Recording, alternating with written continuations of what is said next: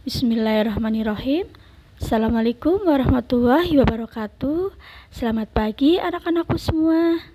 Apa kabarnya hari ini? Alhamdulillah sehat semua ya. Amin, amin ya rabbal alamin. Nah anak-anak, hari ini kita sudah memasuki pelajaran 11 ya, tentang kisah keteladanan Nabi Muhammad Shallallahu Alaihi Wasallam ya. Nah sebelum kita mulai belajar, kita berdoa dulu ya. Yuk kita berdoa bersama-sama. Bismillahirrahmanirrahim. Baik, nah hari ini kita akan belajar tentang kisah keteladanan Nabi Muhammad ya, dari lahir sampai dengan dewasa ya. Oke, nah yang pertama, peristiwa sebelum Nabi Muhammad SAW lahir ya. Pada tahun kelahiran Nabi Muhammad, penguasa negeri Habasyah yang bernama Abraha hendak menghancurkan Ka'bah ya, dengan pasukan gajah ya.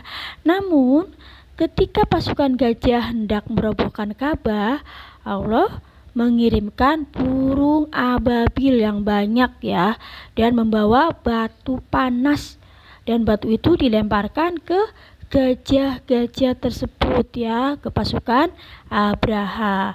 Dan akhirnya pasukan Abraha pun kalah ya, gajah-gajahnya semuanya pada mati ya.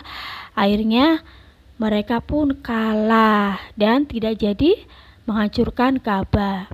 Nah ini kenapa disebut tahun gajah ya pada kelahiran Nabi Muhammad, yaitu karena ada peristiwa perang antara pasukan Abraha dengan tentara Allah ya, yaitu burung ababil ya. Oke, nah yang kedua, kelahiran Nabi Muhammad ya. Nabi Muhammad lahir di kota Mekah hari Senin tanggal 12 Rabiul Awal tahun gajah ya. Lahir dari seorang rahim ibu Aminah dan ayah Abdullah ya. Kakeknya bernama Abdul Muthalib dan pamannya bernama Abu Thalib, dan yang menyusuinya bernama Halimah Asyadiyah ya. Nabi Muhammad lahir dalam keadaan yatim ya.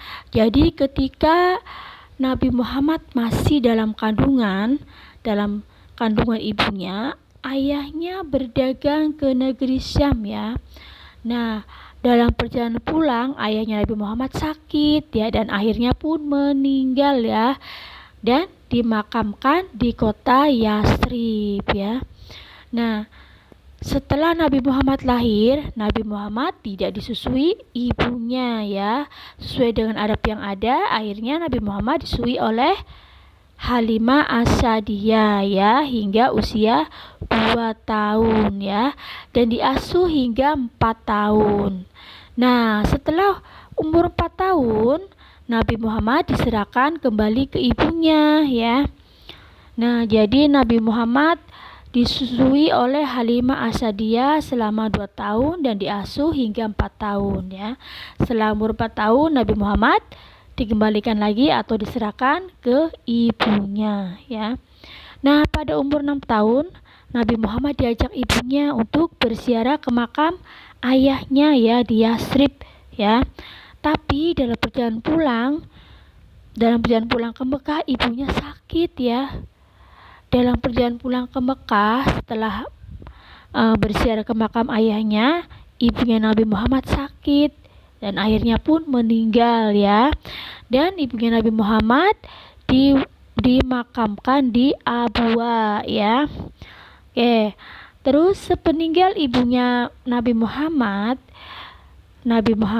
tinggal bersama kakeknya yang bernama Abdul Muthalib ya, kurang lebih 2 tahun ya. Jadi setelah ibunya Nabi Muhammad meninggal, Nabi Muhammad tinggal bersama kakeknya Abdul Muthalib ya, kurang lebih 2 tahun. Nah ketika Nabi Muhammad hampir berusia 8 tahun, kakeknya juga meninggal ya. Akhirnya Nabi Muhammad tinggal bersama pamannya, yaitu yang bernama Abu Thalib ya. Nah, masa pertumbuhan Nabi Muhammad ya. Nabi Muhammad tumbuh menjadi pemuda yang soleh, yang ganteng, yang tampan ya, sopan dalam bersikap dan jujur dalam berbicara ya. Nah, pada usia 12 tahun Nabi Muhammad diajak berdagang oleh pamannya ya ke negeri Syam ya. Nah, ketika singgah di Busra ya. Jadi setelah dalam perjalanan Nabi Muhammad dan pamannya singgah di Busra ya, dan mereka bertemu dengan seorang pendeta yang bernama Bukhairah. Dan Bukhairah menitipkan pesan kepada Abu Thalib ya. Wahai Abu Thalib, jagalah Nabi Muhammad, karena dalam diri Nabi Muhammad ada tanda-tanda kenabian ya. Itu yang diucapkan oleh Bukhairah ya. Nah, terus Nabi Muhammad diangkat menjadi rasul pada umur 40 tahun ya. Akhirnya pada umur 40 tahun Nabi Muhammad diangkat menjadi rasul ya. Nah, perilaku terpuji Nabi Muhammad. Nah, salah satu perilaku terpuji Nabi Muhammad adalah perilaku jujur ya. Perilaku jujur dalam ucapan maupun perbuatan. Nah, siapa yang masih ingat apa itu jujur? Nah, minggu kemarin Bu sudah menjelaskan ya tentang perilaku terpuji. Salah satunya adalah jujur ya. Jujur itu tidak bohong dan berkata sebenarnya. Nah, karena kejujurannya Nabi Muhammad diberi gelar Al-Amin. Apa itu Al-Amin? Yaitu orang yang dapat dipercaya ya. Nah, bagaimana cara kita meneladani sikap jujur atau perilaku jujur Nabi Muhammad? Nah, Nabi Muhammad itu tidak hanya memiliki sifat jujur, tapi ada lagi yang selain itu, yaitu amanah ya. Nabi Muhammad juga orangnya amanah ya, yaitu dapat dipercaya, makanya diberi gelar Al-Amin. Terus tabligh ya, artinya menyampaikan. Fatonah, cerdas ya. Nabi Muhammad juga seorang pemuda yang cerdas ya. Nah, anak-anak, itulah kisah tentang keteladanan Nabi Muhammad ya, dari lahir sampai tumbuh menjadi dewasa ya. Nah, sekarang Ibu Sri punya tugas untuk kalian ya. Kerjakan halaman 147 sampai dengan 148 ya, dikirim ke Bu Sri ya. Oke anak-anak, maaf ya kalau misalnya dalam menyampaikan Bu Sri kurang bagus atau kurang enak, Bu Sri mohon maaf ya. Oh iya, kalau misalnya ada pertanyaan silakan kalian tanyakan ke Bu Sri ya, bisa japri atau tanyakan langsung. Oke, Ibu akhiri, wassalamualaikum warahmatullahi wabarakatuh.